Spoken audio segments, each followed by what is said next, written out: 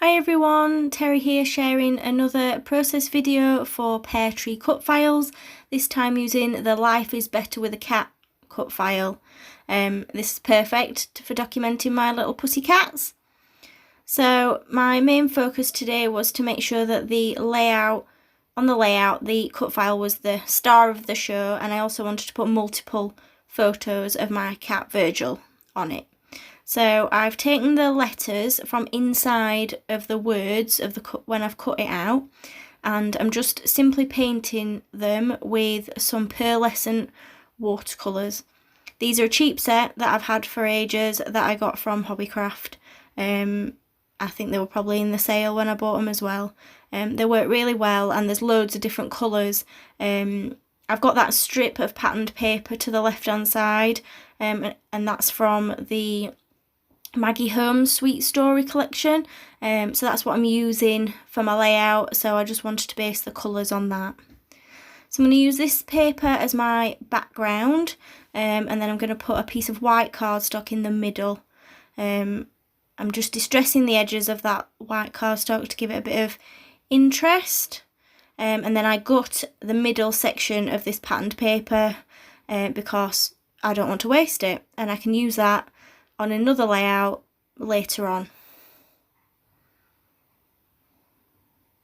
So as you can see, I've just stuck my white cardstock to the middle of that patterned paper frame, and now I'm backing the paw print with some patterned paper. I've simply drawn around it and then just cut out a piece that's the same size.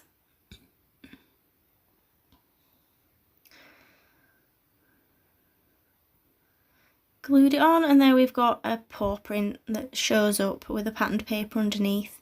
So I'm using 3 little photos. I printed these out on my selfie printer, and I used the 4-up setting, but I'm just using 3 of the 4 photos, and they're just photos of Virgil lounging on the bed, which is one of his favourite spots. So I've pulled out this journaling card from a cut apart sheet from the Sweet Story collection to layer my photos on top.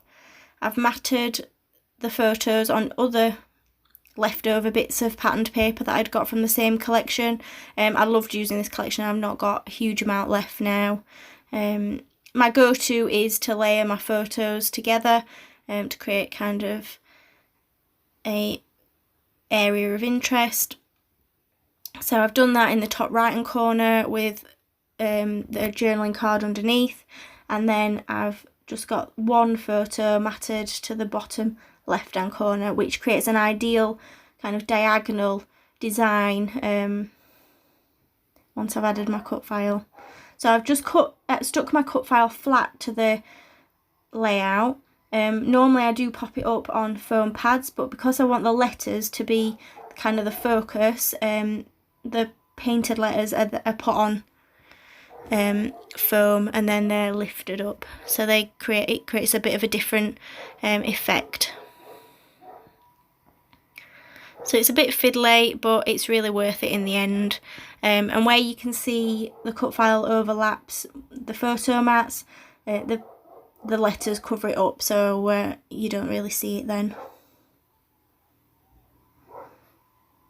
So you can see now with the light the kind of pearlescence of the watercolours from the paint.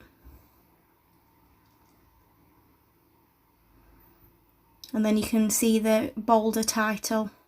So I've just pulled out my ephemera and stickers from the Sweet Story collection.